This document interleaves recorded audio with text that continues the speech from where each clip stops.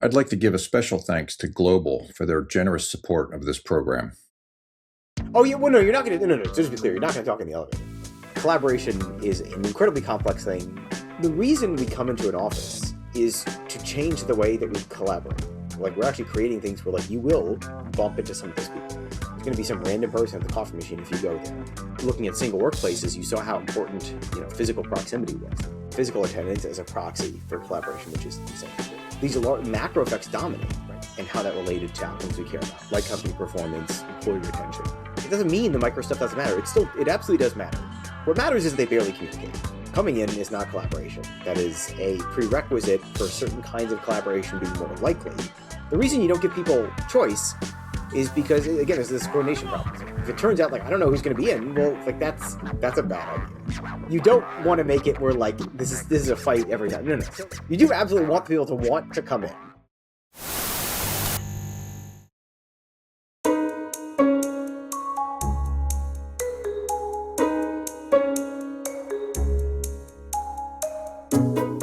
When you get companies saying, like, come in 3 days a week, we don't care which three. Well, that's insane, right? You're like, well, the whole point to be in is to change how we collaborate. And so if it turns out, like, I don't know who's going to be in, well, like, that's a bad idea.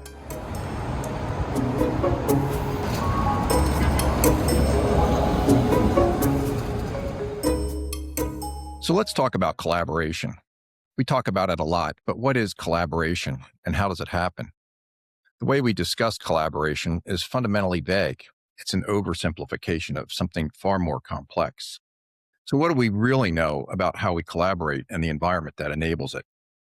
Welcome to What the F is Happening to the Office, the program where we explore how work, the workplace, and the world around it are evolving.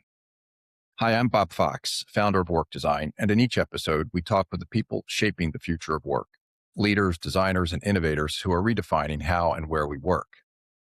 If these conversations are of interest to you, please take a second to like and subscribe. We're supporting a community of people who care about getting this right, the people actually doing the work. And if you like this episode, please share it with someone who you think might benefit from it. And also, we just published our State of the Industry report, which is a compendium of conversations with experts across multiple disciplines who share their insights about the workplace. You can download it for free. Click the link in the description. Today, I'm excited to be talking with Ben Waber, who doesn't guess about collaboration. Ben measures it. He's a visiting scientist and lecturer at the MIT Media Lab, and he has been featured in Wired, CNN, the New York Times, and his work was also selected for the Harvard Business Review's list of breakthrough ideas. He wrote the book People Analytics: How Social Sensing Technology Will Transform Business and What It Tells Us About the Future of Work, and he's also featured in our State of the Workplace report. Ben studies how people work and how organizations really function, how the communication and work actually flows. And he's one of the few people actually measuring how work happens inside of organizations. But Ben's been working on something that I think is incredibly important: how those workflows and connections actually impact a company's financial performance and their financial risk. Ben, welcome. I'm excited to have you here. Thanks for joining us. Absolutely. Great to be here. Let me start by asking you, tell us a little bit about your background and, how did you wind up doing this kind of research? Yeah, it was actually not some grand plan, although I could pretend it was.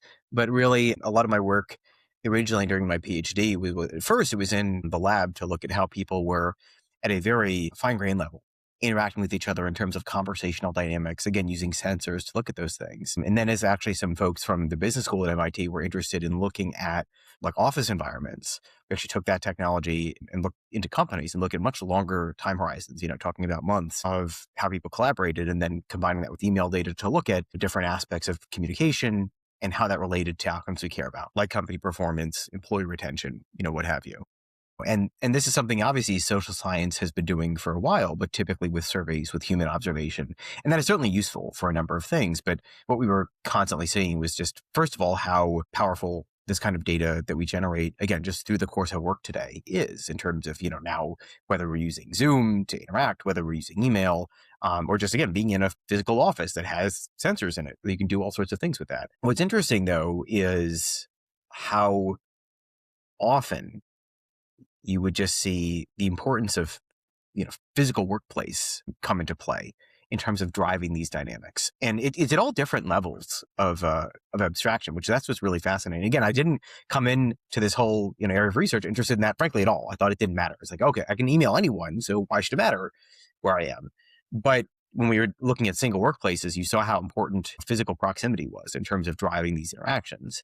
But then we saw that at larger and larger scales. You would see that, if you're in a different time zone, how that would start to affect things, even with email. And so there's all these sorts of interesting things that came out of that.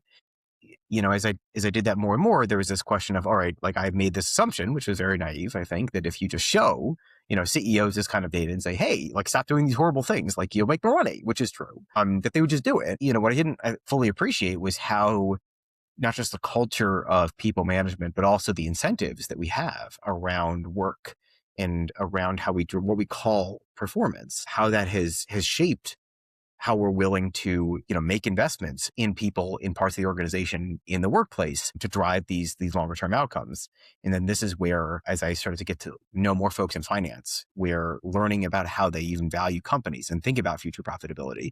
It became very apparent that there is a big opportunity and important work to be done to really inject these metrics and knowledge about collaboration, about work into that whole process in ways that investors will make more money, but that will dramatically improve work for the vast majority of employees at these firms. Let me ask you, take a step back for a second. And, what does collaboration actually mean to you? Yeah. I mean, you said this earlier, like collaboration is an incredibly complex thing. And in a couple minutes, I cannot possibly do justice to the full complexity of what that means. However, if I'm talking about trying to analyze collaboration in a way that I can provide actionable insight to people and organizations, then what I really think about is the process by which individuals, interact to create or transfer knowledge. Again, one can take issue with that definition and to be totally clear, right? This is me like popping off with that definition of collaboration. I'm sure, I wrote down and thought like for an hour, I could probably come up with a slightly better one, but it's pretty good. Well, when you talk about collaboration, you often refer to the macro level. And Yes. what's the difference in the macro level versus what happens in a Yeah, meeting? well, and this is sort of the thing is that actually what I really care about, and as you just mentioned, is much more of this at the macro level. It's looking across large groups of people and looking at the structure of that collaboration. So like who communicates with who, how often do they talk with each other, how does that network shift over time, and what are the properties of that network? So it's very clustered. Is it, right, so do you have silos? Do you have bridging ties? There's all these different things where, again, social network analysis has been around for many, many decades. And that has good methodologies for actually analyzing kind of structure. The reason, there's also, of course, a very micro level, which I also have studied, which is on, you and I are having a conversation now. So do I interrupt you? How am I talking? And all these things do influence the result of this specific conversation. In a group meeting setting, if I talk more than everyone else, it is likely that if we come to a decision, my opinion is going to color that stronger than other folks. If I successfully interrupt people, that indicates something about my social power. There's all these things like that do absolutely matter. When I'm trying to understand at a company level, or for a long term, what really matters, looking at those kind of micro dynamics is just not very predictive. And the reason is that these macro effects dominate, right? So the fact that marketing and sales only communicate once a month, right? Like, if that's what's happening, it doesn't matter the dynamics of that one conversation, right? What matters is they barely communicate, right? Like, that's what matters, right? And those effects just dominate. Like, they're just so much more important than all the other things, right? Again, it doesn't mean the micro stuff doesn't matter. It absolutely does matter. But that if you're forcing me to like pick like where would I try to work first, it's definitely on these more macro things, right? And then the micro stuff, again, is influenced by a whole variety of factors. It's also a lot harder to understand, again, depending on the exact context of a particular conversation, right? Like if we're brainstorming a new product idea versus talking about, the basketball game last night, like the same dynamics mean something very, very different, right? And so it's very challenging both to understand, what we're trying to go for in this general case, because the variance is all over the place. Versus with these more macro level structures, it's a lot more straightforward. It's like, okay, like here are things that need to happen. And you can also be a lot more confident about what you're trying to do there. And it's a lot easier to connect that to company outcomes than the micro stuff, if that makes sense. Well, that's what I'm thinking is that the macro probably has more impact on the company's vision, mission, direction, objectives Yeah. that they're pursuing. Yeah. What's happening behind the scenes that people can't see in terms of the way collaboration works? Yeah. I mean, I think what's important here is how opaque these macro level things are to individuals. And it's not because people are stupid or like they're not paying attention. It's that as individuals, we can only possibly have a limited view on what's happening in an organization.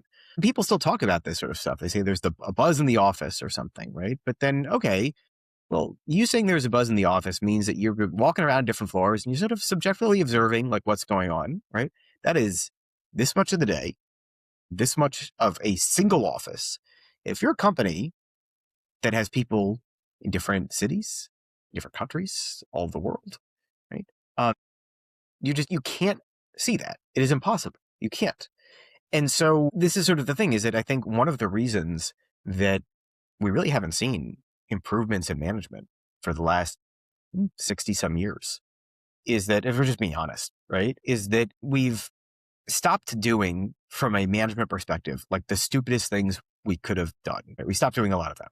Right. And actually, Rafael Sadun out of HBS has some great research on this. We're basically looking across like different countries and basically asking, doing like very simple inventories of like, oh, do you have like a spreadsheet where you like keep track of how much you pay people? And like you'd be maybe shocked about how many companies don't even do that. So like we've mostly stopped doing that, but like that still happens and like that's bad. But now we're at this place where, okay, we've got some basic things there.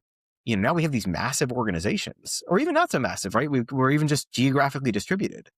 And then a lot of the processes that worked when you're, sort of below the Dunbar number of like 150 people, they just don't work anymore. And then all of a sudden now all the organizations have mostly stopped that are, sophisticated, have stopped doing the really stupid stuff, but no one's really doing intelligent stuff at this level. Right. And again, it's because people think they're like, oh, well, I walked around the office and I sort of know what's going on. Right. And they're like, well, I'm smart. I'm a successful person. So I know like how to manage these firms. But if we're being honest, like that's unclear, right? Is that, the fact that, you have a large tech company that is financially successful, that does not necessarily mean they're well managed. It could.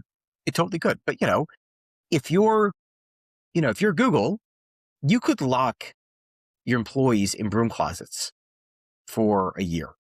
And it's not going to matter. Like their market position is so dominant, like it doesn't matter, right? And so, again, over the long term, it 100% will matter. And this is sort of the point, right? Is a lot of times when we try to make a business case for improving collaboration, whatever that means, or if we try to talk about these super short-term things, which if that's just not for the vast majority, like sure, for some of these conversations, it does have that effect, right? If you're in a board meeting and you can change dynamics, does that have an effect? Sure. But that's like so little of what actually makes up work and makes up an organization. It's much more these macro things, which don't pay off for, years. And again, this gets to what the value of a company is that companies are supposed to be valued actually over these longer time horizons. They're typically not because that's harder to measure. But I guess my argument is that no, you can get some of that. Again, not all of it, but we can do a lot better than we've been doing.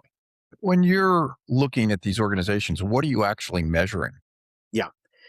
There's a number of different things that I like to look at.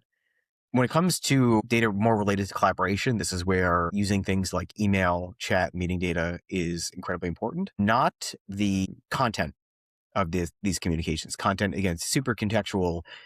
Even with the advent of large language models that, again, I am convinced can do things for data labeling, not much else, but data labeling I feel pretty good about. I still haven't seen any good research on that demonstrating high predictive power on things like company performance, employee retention, what have you. Again, it's very hard, right, to be fair. But again, that's why I like the structure. So importantly, that means you're looking at like who communicates with who, when, how often, that sort of thing. That's structure. And then you're essentially modeling. Do a lot of work, and this is from Tammy Kim, who I worked with in the past, gave this brilliant method for essentially modeling attention to combine data from these different sources together to get this holistic perspective of how people are collaborating. Again, in the past, I still like to do things with sensor data to look at where people are in face-to-face interaction. Harder and get a much longer discussion about that kind of data, and then of course on top of that, you need some data from, HR systems. You need to know who's on what team. Ideally, this gives you other information about how long the person has been with the company, job title, all those fun things. Obviously, I like getting outcome data, but that's financial. A lot of times it's not. Other work-related data. Again, things like obviously surveys and human observation are extremely important for generating hypotheses, as well as in the case of survey data, you can also do some other things, obviously. But, and so I always like having that data as well. But that's something I think most people are more used to. So I'll probably talk a little bit less about that, but it's extremely important, right?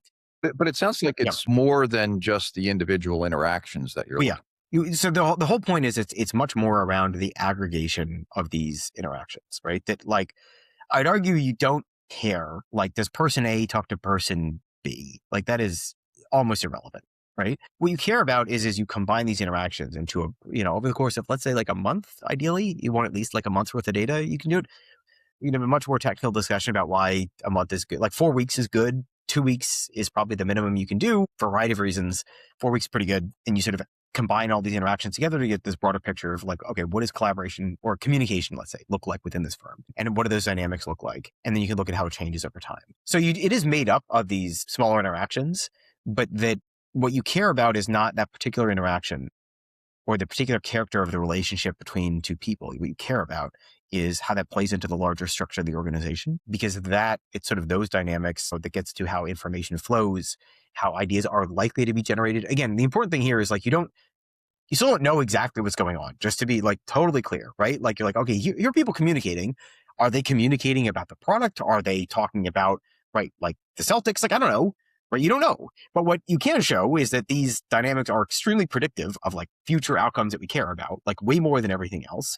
And that there's a lot of, basis in social science literature that even if we are talking about something informal or non-work related, that interaction creates a channel through which we can have different types of discussions about, and mostly do talk about work-related things. But again, building trust in general is also very important. And so I feel less worried about having to justify like, oh, is this like a valid, theoretical thing? It's like, oh, there is theory backing why this is a good idea, but also empirically, you can just show it's way better than everything else. So I feel like even especially if you don't care about the theory, then you should feel pretty good.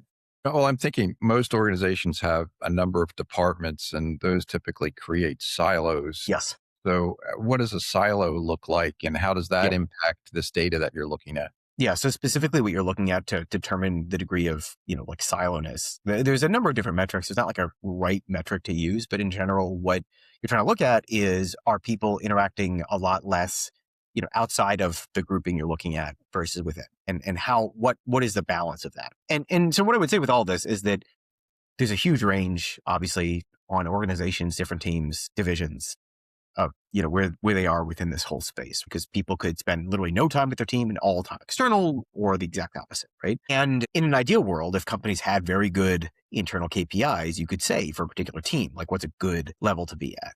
But very, very, very few companies actually have that level of granularity. And so what that means is we're mostly able to say what are horrible degrees of being siloed, which essentially means, something being horrible is at the ends of the distribution. It's like you barely talk to any other team or whatever, however you draw those boundaries, or you're like always talking to other teams and like never internally. And that's also like bad. But again, within that, like what's good is highly contextual, right? Which I think most of us, intuitively understand. It's very frustrating though, because people want some formula saying, well, if I do this more, get like to this level, I'm going to make more money, which is it just doesn't work like that. At this point, we don't know enough to be able to do that. But we do know that if you get to this point, you're going to make a lot less money on average, and be pretty confident about that. So it's basically the same thing.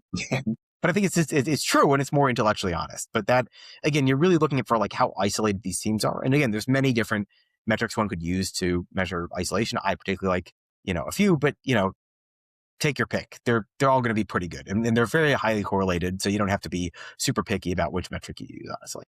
Well, I mean, thinking about the data that you're looking at, and can you look at an organization and see what's beneficial, what's healthy, what's good communication versus something that might detract from the organization? So I think that without knowing other things about the organization, all I can say is what's unhealthy for the organization. and like very unhealthy, like not like just maybe a little bit bad, but like this is like really, really, really bad. Right. I'm And thinking like gossip and politics and things like yeah, that. no, no. So this is for example, right? So you could look at like, is the organization horribly hierarchical? And again, meaning that like really horribly, right? Where it's like there's very, like again, rather than grouping by teams, if you group by different levels or however your organization looks at it, and there's very little communication between levels, right? Then um, that indicates something that's very bad in general. And you could put a number on it. But again, if it gets to a certain extreme level, like 5% of less than 5% of communication is between levels. That's horrible. Like I don't care what your organization does. That's really bad. And you're going to lose a lot of money. Now, what's good? So the question then is, what is good, right? And this is where you need that contextual information. Within a single organization, even, you can't even have a single number. So like it could be that, for the C-suite, they should spend actually the most of the time communicating with other parts of the organization. I'm making it up. Like, there are going to be some organization where that's not true, but for company X, it could be that one needs to interact a lot more with their VPs. And then, but maybe then the VPs actually need to coordinate much more between themselves and with their teams directly. And that's, again, then you're only going one level down and already different dynamics matter. And again, it's just going to really depend. But this is why companies having and building up KPIs internally is so important, because the question is like, so without that kind of data, what I can say is what is a financial risk to the firm of all these horrible things happening? But what you want to get to eventually is saying, where are the things that we can really improve? Well, so first of all, if you reduce those horrible things, and right now I can tell you, like basically every company is a different shade of horrible. So like, you shouldn't worry about, what if we don't find anything? No, you're going to find a lot, right? Unfortunately. And so we got a lot of work to do on that stuff. Eventually, you then get to the point of like, all right, what can I do to improve? And what that requires is saying, all right, like, well, what do we care about as a whole organization? What are the KPIs we care about? And some of them are going to be quantitative and some are going to be qualitative. It could be, sure, current quarter profit, could be, next year revenue. Then the question is, all right, what predicts that? And obviously some of those things are going to be financially predicted, but actually a lot more of them are going to be predictive by these sort of dynamics. And so you got to go to that level. What predicts that? And then you have to go, okay, well then for below the VP level, what predicts those predictors? And you've got to build up this hierarchy. So this is a very and importantly, you're never done. So let's say you wave a magic wand and then tomorrow you have this hierarchical equation of everything that predicts that, filters up to actually this company-wide value, whatever you call it. Well, you had mentioned earlier about the importance of the physical environment. And I'm thinking that in architectural terms, Yeah. we try to organize people a lot, either by seniority or position. But how does that physical space actually influence the quality of that interaction? Well, I mean, and this is the thing, is this is by far the strongest lever, in my opinion, that companies have to change these kind of dynamics that I'm talking about. And I think we all intuitively know this. If I sit you next to someone, you talk more to them, which that's just how it works, right? And so, okay, we know this, but so then we need to apply this at a larger and larger scales, right? So then, okay, who's on the same area of the office, who's on the same floor, who's in the same building, like all these things. And then what is that building structure like? Do I have to go wait in an elevator for 5 minutes, or can I just walk upstairs? And those things do matter. Although stairs, people really don't like stairs. So it's like, people know this, but I got data on it. Like you can sometimes get people to go upstairs, but man, you got to have a really good reason to get them up the stairs, right? So what actually spurs more interaction, an elevator or a stair? Well, so what I would say is that if you don't have let's say the coffee machine is on every other floor, and actually one company I worked with did have this, and there were stairs. That was really important, right? But I would guess, I don't didn't do this analysis, right? I would guess that if you still had to go in the elevator, that would require, again, this gets to all right, do people care more about physical activity versus waiting? I personally don't mind walking up, but I actually don't. I don't think we compared stairs and elevators. That is an interesting thing, academically. 90% of the time I get into an elevator, it's like nobody's talking. Oh yeah, well no, you're not going to. No. Just to be clear, you're not going to talk in the elevator at all. It's going to be the question I think is are you willing to? Is it preferable to wait for an elevator versus just yourself go up the stairs and just do it? And so, how averse are people to physical activity versus waiting? Right, that's that's the trade off, right? It's okay, and I actually don't have off the top of my head I probably have the data to do that. I just haven't done it. But again, it's going to differ by company, right? And for physical activity reasons, you probably want people walking up, but what do I know? Well, is there anything about the physical environment that I'd say outranks others, in terms of enabling of people to collaborate? Yeah, well, I think this gets to position and barriers. By position, it's sort of just proximity between people, right? And so that gets to the layout of the floor. Barriers also matter, and then not in a good or bad way, just to be totally clear. But so again, like when people have, obviously private offices, you're going to have in general more focus time depending on where the office is, right? But then if I also put barriers around where a group sits, then they're going to be less interrupted by other groups. And so if you want to focus more on, intra-group collaboration, that's going to, in general, be better. It will encourage that a lot more, but again, and then there's trade-off between that and just general interruptions. But then do I put barriers in such a way where two groups are likely to communicate more with each other, but other groups are not? And that could be they're on the same floor, they're on adjacent floor. I mean, there's all these things like that matter a lot, right? We have seen things like windows do have an effect on the sorts of conversations that happen in certain areas, but it's hard for me to say something like definitive that spans across companies on that. They do definitely have effects. Obviously, there's work that I haven't done on lighting that obviously does. There's some interesting work on that. It's much more subtle than a lot of these other things, and I think that makes sense. In that, okay, like, yeah, changing the lighting is going to affect somewhat your communication, but it's way bigger if I just sit you next to a person. Like, that just starts to dwarf everything. You talk about the importance of proximity, people being close to each other. And I'm thinking now there's a large percentage of people that are working remotely. Yeah. How does that impact the organization? Yeah. And it does. And this is one of the frustrating things is that it does impact a lot. So first of all, there's obviously been more and more, research done on remote work in general. And obviously it looks different post-pandemic than it is pre-pandemic for a variety of reasons. But so there's very predictable things that happen when people work remotely in terms of you spend a lot more time with strong ties, people you need to work with, and a lot less time with people who are weak ties and you don't really know. You don't have an immediate need to work with them. There's some great work by Rod Chowdhury, who's now out of London School of Economics. So he did some work with him back when I was at Humanize where looked at time zones and that the farther away people are in time zones, less likely they are to communicate. There was the argument you could make that, well, maybe companies intentionally, organize their companies so that people who are far away geographically don't need to work with each other. But you can actually show with daylight savings time that when people get an hour farther away, they communicate 9% less. And so, no, these things do matter. And so that's even a basic one. So whenever a company say work from anywhere, that scares the hell out of me because I think we all intuitively know that, all right, if I'm working with someone in Japan and I send them an email now and it's 11:30 a.m., they are not going to get back to me for at least 7-8 hours. Like it's not, they're sleeping, right? So we know at that level, we know it matters. But even at these more micro levels, it does still matter, even if someone's on the West Coast right now, which we don't think about. And then when Rod Chowdhury, and then other work that he's done is on offsites, because I have been intrigued by the potential of offsites or very frequent events to replicate some of the things that we see in a physical office, and that maybe in the future, when you think about corporate headquarters, maybe they're geared more towards events than they are to just working every day, right? And what he showed was that when people went to an offsite, in general, just being in an offsite with other people didn't actually affect your communication after the event.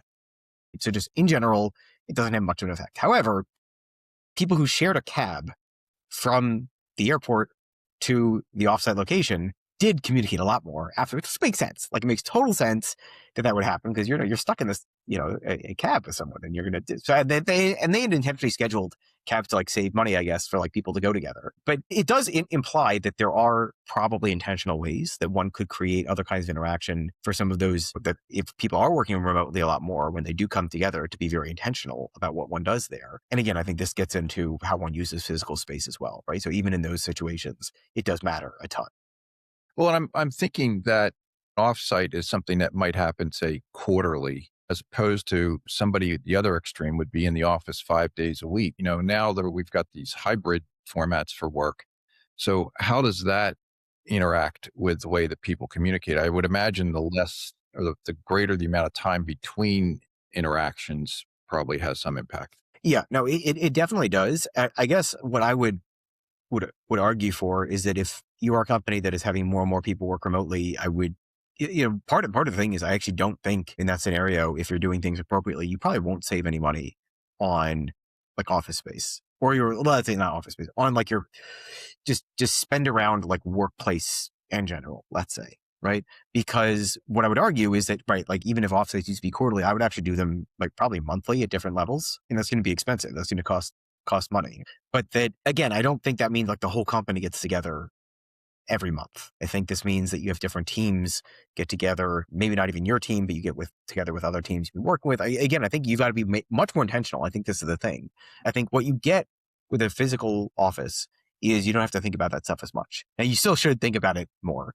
But in general, a lot of the stuff that's sort of that connective tissue within the organization will happen much more organically and naturally, whereas that just doesn't happen when people are remote. And so you'd have to intentionally plan that, right? And so to your point, yeah, you create these relationships, but if you're spacing these offsites out by, right, like 6 months or a year, you're not really going to maintain those relationships over that time. I mean, you'll do it with some, but it's going to be very minor, right? Versus being in the office every day does do certain things. Now, again, that does also, of course, constrain you in terms of you're talking to people, who are physically located there. And this is sort of the other thing is that it also frustrates for me when companies say, well, everyone, no matter where you are, you got to be in the office 5 days a week. Well, if all the people I work with are in New York and I'm here in Boston, like, sure, can I go down to New York sometimes? Like, yeah. But if I just go into, if there's like a little office here with people in totally different division that are right here, that doesn't make sense at all. It's not meaningless to like go in, I don't know, very rarely. And I understand why companies do this. It's because it's way easier to have a policy like that I can manage, but it's really dumb. Well, I'm thinking, is there something that's analogous to the taxi that could occur in the office? Because I feel like the taxi is somewhat random, but you're spending 5, 10, 15 minutes, maybe more in a very confined space with somebody else. Yeah. Is there something that the office could do that would create that similar situation? No, 100%. I mean, I think offices do naturally create many situations that look analogous to that. So whether that's the coffee machine is obviously a great example of like, that's something that who drinks coffee? Like there's going to be some random person at the coffee machine if you go there. And so that's great. And you could just awkwardly like wait for them to stop, but you're going to sometimes talk in most cases. I mean, maybe you won't, but like people who want to will talk. This is where a corridor, there's all the, or like waiting by the elevator. There's all these things like that where you can create some of those interactions. I think it's less, people just crossing each other in the hallway because you're on your way to somewhere. I think that, it's more of these points where people are somewhat isolated. Again, I'm using very large generalities. There's obviously a lot of nuance to this, and this is where probably a lot of like you and a lot of folks know way more about this than I do. But again, in general, you're talking about places that are somewhat isolated, that have somewhat of a social function, but that there's a reason to be there, not just like, oh, it's like the networking room. It's maybe if we're just going into work, like we'll both be like very like just zoned out and like whatever. But if it's during the workday and then everyone isn't wearing headphones, then that's where, okay, like, hey, how's it going? That's it. But those things matter, especially in a physical office. You're going to see that person over and over and over again, which is different than this taxi, the sort of one shot scenario where, you're just not going to see them. Right. Like I think obviously in the office, I have seen things that try to create, especially in large office buildings, environments like that, like at Mori Tower in Roppongi in Tokyo. Mori buildings, they have every month they have different sort of like events on the first floor that are like really involved. And it's actually not just for them, it's not just for the people working in that office building. Is also like I could go in and just have those events, but it means you do get people meeting each other at those things. What you're alluding to is that I guess the question is, can the workplace actually influence the macro collaboration that you talked about? Yeah. No, I mean, I think this is so like, I mean, this, but like even like for Mori, like one of their big pitches is like, oh, this is where, Barclays Japan headquarters is here. Right. So you want to be here with them. And this is like, you hear this in the US, you hear this everywhere. Everyone's like, well, you want to be in this building because this is where all the people are. But of course, the question is like, well, does that actually matter? And so I think what like they're trying to do is say like, yeah, like we're actually creating things where like you will bump into some of those people in these events where like, it's not just like seeing someone. So when I say bump into them, like if you go to Roppongi Hills today and you bump it, like, and you will see a guy in a suit, like, will you talk to them? But if you're both at this event, you're waiting for it to get a thing, you might actually talk to them. And then you see it like, at the Pru here in Boston, where like the whole reason often properties put in Italy as a replacement for their old food court, even though the food court was, I believe, the highest per square foot revenue generating food court in North America, they replaced it because they looked at their data and they saw that office workers weren't going there. And they wanted this to be something that office workers do use, and now they do use it. And again, the idea that if you work there, you're going to, not just people from your company, but you're going to bump into people from the surrounding community, from other companies are also going to be there. And that's interesting. And that does start to get into what is the value, obviously, for the companies there, but then also for the community more. I'm wondering, is forcing people back to the office 5 days a week beneficial as opposed to inspiring people to come back? Yeah. Okay. So, all right. So if you force me to choose something, like if I can only choose one thing, I'd say, yeah, I'd force them back 5 days a week. But I think that's the wrong, I think you and I have talked about this, but I think it's a false choice. What I think is actually it needs to change over time, depending on the organizational circumstances as well as then like team circumstances. So like if you're in a phase of the kind of work you're doing where you've got to come with new ideas that actually, turns into a product that actually being in the office more is probably a good idea. But then when you're actually implementing, being at home more is probably good because you can get more heads down work done. That's just, and so it should change. But I don't think it should be a choice, individual choice. And this gets to what I was saying earlier, most of the time. Because the reason we come into an office is to change the way that we collaborate. It's not to change the way that I individually work. Like individually work doesn't matter. Like if that's all we care about, like if you just want to make sure people are working, well, like here's the thing. If you are any kind of manager, if your people are working because are they doing the work? Like you said, do this slide deck. Did they do the slide deck? Well, if they didn't, then you fire them. That's how this works. So if you're not doing that, and how are they doing that? Like, frankly, that's none of your freaking business. Like, who cares? So if they're able to complete the work that you give them in an hour, and then you're still paying them for 8 hours, well, then maybe you should give them more work. Like, that's it.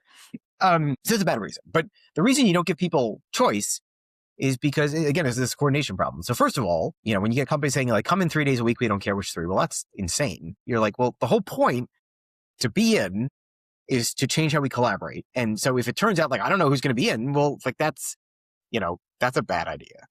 Beyond that, it's also a bad idea to leave it up to individual. You should know how often you come in. You can't know that because this is a macro level thing. And this is what's interesting. We saw this during the pandemic. When you ask people on a survey, how has your collaboration changed? Basically, everyone said my collaboration basically hasn't changed, or like I'm communicating with more people than ever. And it was just wrong. It's just empirically wrong. You could show that they communicate a lot less with these weak ties. You could show that, but people don't feel that. And you're not going to, like, we're people. And you're also not going to know. And even with that, even if you're 100% accurate on that, you can't possibly know that, oh, you're on the engineering team. And it would be really helpful if occasionally you talk to people on the sales team, and which makes it, you being in the office more is going to matter. You will never know that. It's impossible for you to know that. And so I actually don't like just leaving it up to people to do it. It doesn't mean there aren't I wouldn't change company guidance for a particular team, but I would have high level guidance saying, like, here's what it is. And then, you've got to, work within those constraints, and then it does go to the team, but I'd still leave it at the team level and not leave it to individuals because, again, that's just, they're not going to get it. So, but I'm thinking there, does that mean there's less empathetic leadership, or is it just that you show up or you don't have a job? I mean, how does what does one do with those guidance? I mean, so you can still be empathetic to people. Like you should be, even if you give people, like, and this is just in general with management, maybe this is my bias as well, but like, you can say, listen, you've got to make me this slide deck by tomorrow, let's say. And the person can be like, man, like, I'm super slammed. Like, it's going to be really hard. And you can empathize. You can say, man, I know I'm really sorry, but like, it's what we need to do. That's it. So you can still empathize and be like, that's what we need to do. Like that sometimes it sucks. It does, right? Well, let me ask the question a little bit differently. I mean, so should organizations focus on this? I'll call it the energizing of people and trying to. So you still want them to, okay. Or do they on eliminating the dysfunction? Okay, so just to be clear, you don't want to make it where like this is a fight every time. No. So like you still absolutely do. So two things. You do absolutely want people to want to come in, but but again, there's this somewhat of a dance there. Like, we want you to come in, but you all are also coming in at like this level, like that. And so, because of course, this is the thing. Like, so sure, if you force people in and theoretically for collaboration, that's better, but you tick everyone off and then people are 50% more likely to leave. Well, then that's not optimal. Like, it's not. And so I'm not saying that like, oh, that means like you just do whatever the hell you want. No. Like, you still have to make the workplace effective, make it a nice place to be, do those things, which like as a manager, like that is your job, is to do those things. Again, that structures how interaction happens. And again, so this is also the thing, is it also doesn't mean that what people think doesn't matter. So if everyone really doesn't want to come into the office at all, Now, if you force them all in, and then again, 20% of your people leave, like, you actually have a choice to make. Like, is that actually correct? And like, that is a choice you have to make intentionally, like knowing this is going to happen. But as you point out, like part of the story is, do you make this a more energizing place to be? 100%. Of course, that's not all of it. Like some people, that's not why. No, well, now what I'm thinking is that if you take a profession, take healthcare, for example, where Sure. you've got to be present in the healthcare world. In the professional services world, you might have some more flexibility, but what you're describing to me almost indicates that we don't really understand the value of collaboration or how it works or how it helps to build the organization. Yeah. No, I think most organizations do not. They're using a lot of these things as like physical attendance as a proxy for collaboration, which is insane because everyone could be in, and if depending on how like your workplace is set up, like no, or like your culture, no one talks to each other. So there's the example that Nick Bloom always brings up, which drives me crazy, is like this Chinese travel agency where they showed like great improvements so people didn't come into the office. Well, if you read the original paper, people weren't allowed to talk to each other when they were in the office. Of course, like, why do you have an office at that point? Like, if we're being on, like, it doesn't make sense. I mean, maybe there's some security reasons or whatever, but like, come on, like, that's it. It's nothing. And so, like, that's a bad argument for any of this stuff. But I guess that's sort of the point, right? Like, because companies don't understand the idea that coming in is not collaboration, that is a prerequisite for certain kinds of collaboration being more likely, but it doesn't create it by itself. Just makes all these things are probabilistic. It makes it more likely. But because we don't understand those things, and because we're not making those kind of trade-offs, because again, when we're talking about people coming in to the office versus working from home, we're trading off a number of different things. Well, And how about a large organization that spans geography or goes around the globe? You can't get all of those people into a single location. and so then what that means, but what again, this is sort of the problem is that companies are sort of people subjectively, like what you typically have is you have, executives who are like, I don't feel like marketing and sales are aligned. And they're probably not wrong, but like they feel something. There's probably a reason they feel it. How much of a problem is that?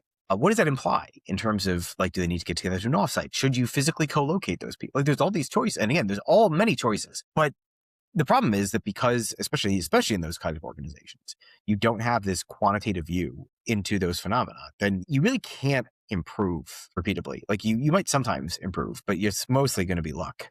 And so the real question is, right, like what's actually going on at that level, and that it becomes that much more important because you can't just force everyone together. But even once you get to bigger than organizations, bigger than 150 people, like sure, can I have people physically in the same building? Sure, but like you don't even want everyone talking to each other. That's not the point, right? It's got to be directed. And so what that provides, if you're in a single building, is it makes it easier for you to intentionally or unintentionally connect some different groups. But most companies aren't doing that.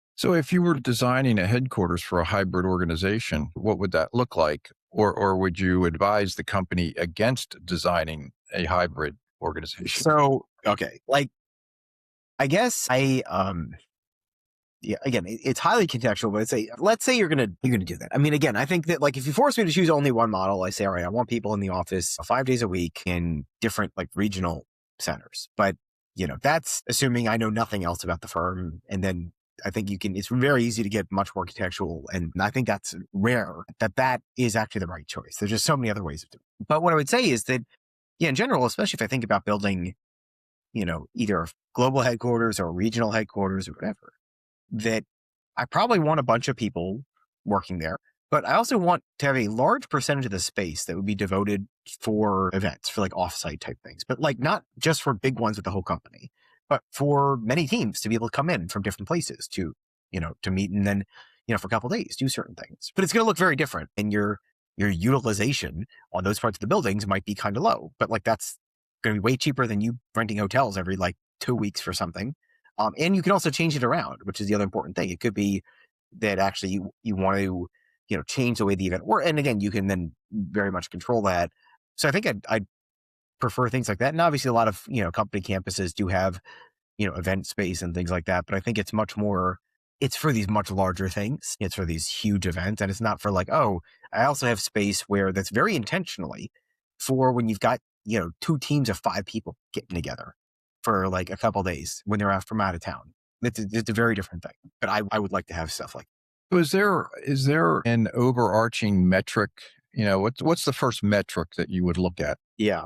Um, so again, I really like looking at the percentage of the company that is like awful on certain metrics, right? And obviously with collaboration, there's a whole bunch of metrics that you like to look at. Again, the degree of like siloing and, like we talked about, there's a couple different ways one could measure it, but I really like looking at that. And I want to look at what percent of teams are below a certain threshold, where I'm like, okay, beyond this, you're losing some ungodly amount of money per employee on stuff. But that's probably the first one, because that one, if teams aren't interacting with each other, that just like everything else falls in there. Then you start to get more into things like, manager visibility, right? Like how much time managers spend with their teams. Eventually you start to getting into things like just total working hours. Obviously you get into things like employee attrition. That's more, not as much on collaboration, but I think really looking at these team level metrics, that matters a lot. Weak ties is a huge thing, right? And so we talk about how one defines that. These are people you talk to between 5 and 15 minutes, the equivalent of that, one-on-one communication a week. Again, you can quibble with the exact definition, but you're looking for parts of the organization where you have very, very few of those, where you start to get below like 10 of those ties, because that's starts to get really rare in general. In the global data, it means very bad things for long-term milestone attainment, all these other things. And the important thing with all these metrics is that you can actually put dollar values on them. So these are things where I can not just say, oh, this is some metric. I mean, it is like, in terms of the exact line I'm drawing, it is arbitrary, somewhat arbitrary, but it isn't, it's something where that this is really bad. And you're beyond this point, you're losing some huge amount of money. And I can be very conservative on how much money I'll say you're losing, but it's a lot. And I think that's how to look at this stuff. I'm wondering, if you look at technology now, is the technology helping to facilitate that macro level collaboration? Now, AI coming in, so how do you think that's going to impact the way that an organization collaborates? So, I mean, my hope is that it's about the data. It's not about like AI specifically. My hope would be that, well, I would suppose that the ability to more easily code up stuff that can hook into these data sources and then provide metrics, if you don't already have a platform that does it, will make things easier. But I don't think the technology itself changes how collaboration works really at all, besides providing more insight into these different things. I mean, if anything, I would be worried about a degradation of these things, right? So the fact that if you're having a LM reply to your emails instead of reading them yourself, it's a problem. Because then you don't know, like you're communicating less with these people. Again, I'm not saying people don't get stupid emails that like are not worth your time. Like, of course it happens, but the problem is not that like you're spending your time replying to that email. The problem is that people are sending these emails in the first place. That is an organizational problem, and technology doesn't solve it. It doesn't. It's a people problem. Well, I recently had a conversation with Tracy Brower, who's a sociologist at Steelcase. And the point that she made that I found fascinating was that we're using our devices more, and that's actually creating this loneliness epidemic, or that we're not communicating. There's a disconnection that's occurring because I'm using my device to make my reservations or order something. I am less convinced. For me, I think the evidence is incredibly weak on the loneliness point. I actually feel like that is completely unsupported. You have a lot of people who are unqualified writing books on that topic, but like if you actually read the papers are very like there's nothing there, in my opinion. Right? This is something that historically all the older folks, like myself, are like, oh, like these kids are using the. But there's some great stuff where you look through history. This happened when people said this with telephones, like literally just regular telephones. Like kids are on that all day. They're being lonely because they're isolated from their people. And you saw that with newspapers. Really, there's a great guy on Blue Sky who's a journalist, historian of journalism, who whenever anyone says like, oh, kids these days or whatever, and he pulls headlines that go back like 150 years, and it's like people always say this. So I'm not convinced on that loneliness point. However, just putting that to the side, the idea that, again, with some of these tools now, we are relying on technology explicitly to handle our interactions with other people, like sending your avatar to attend a Zoom meeting instead of you going. That is crazy. That is really bad. Right. And I don't think that necessarily affects loneliness. Like maybe it does, but like I'm not convinced by the data. Right. What it does definitely decrease is the actual connection between people. And it sort of degrades the social structure of the organization in very measurable ways that are very bad. And again, I'm not saying people don't get invited to useless meetings, but again, the problem is that there's a useless meeting. It's not that like you have to go there, and that's what you got to stop.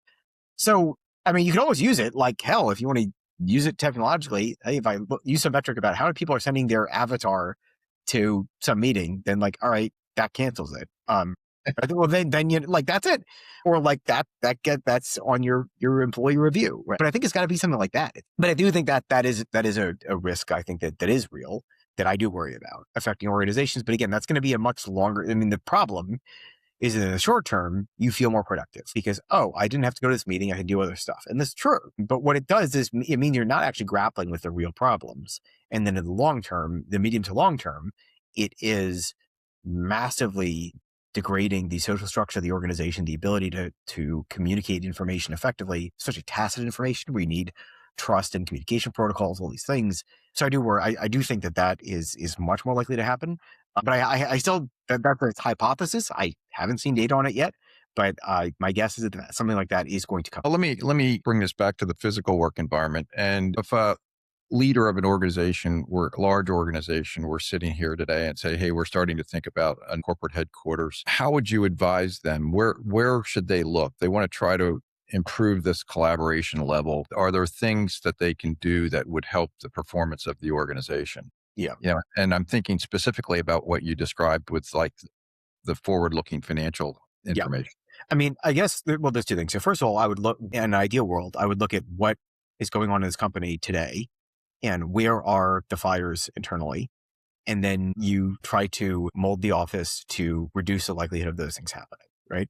So if, for example, if siloing is a problem, well, then how should I structure different floors where different groups are going to be, right? Should I make it all, these are all choices. And part of this does get to, how big are the floor plates, but then it also gets to, where are the social areas, all these things like that do matter. That, again, don't guarantee these things will get reduced, but they make it much more likely that those things won't happen.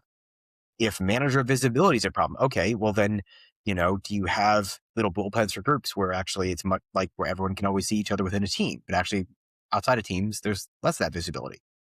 Interesting. In an ideal world, you make it where these designs are easily changeable over time. So I think in an ideal world for me, every quarter, you're changing how and where people work, depending on what different parts of the organization are doing at any given time. I don't think you can move faster quarterly, because sure, yeah, every day, every week, your work changes, but people are people. You got to plan your lives. I don't think you can say, oh, well, this week you're coming in 3 days a week to this office, but next week it's 2 days a week. Well, no, I got to pick up my kids. You can't do that. But I do think eventually you get to quarterly. I think we might have talked about this before, but so in Japan, it is very normal in large Japanese companies for you to change where people sit every 6 months. That's a routine. And I think, they typically are not rearranging the entire office based on that. They're just people are moving seats based on, okay, you're going to be working more with these folks, move over here, which I do like. But I think you could do a lot more than that. You could say, all right, I want to make it so that, now this quarter, this team actually has to come up with much more ideas. So I actually don't want them to have, barriers making it less likely that other teams will interact. I want to make it more likely, or vice versa. Or I want to come in more or less, or I want more offsites. So I do want a lot more of this, dynamic ability. I do want then obviously people managing that, and so of course this is ideal world. This is, if I could have everything I want, that my guess is that I would not get everything I want, and you'd have to then compromise on some of these things. But I think the point is that even if I could make an optimal workplace today, first of all, by the time this thing is done, if we're building a totally new building, things are totally different. It's not, the same problems are not going to exist. They're not. Right. And so even if it is by some miracle optimal at that point, it won't be, a couple months from then. It just won't. And so this is where I think, again, I'm not suggesting you move people around all the time, but I do think it's place where technology can help, where the idea that, all right, sure, you might have an assigned seat, but if you could come in and there's some algorithm that says, all right, well, today you should probably go sit in this area. And maybe you don't. Maybe you're like, well, listen, I got to because again, no algorithm is going to know everything you need to do. You're like, actually, I got to work more with this team. I'm going to go with this other place. If you don't really care, and then there's an algorithm that's trying to make more macro things happen, make that more likely, then you'll probably, you could do it and you'll probably have an interesting interaction there. I think that's interesting, right? Now, how big of an effect does that have?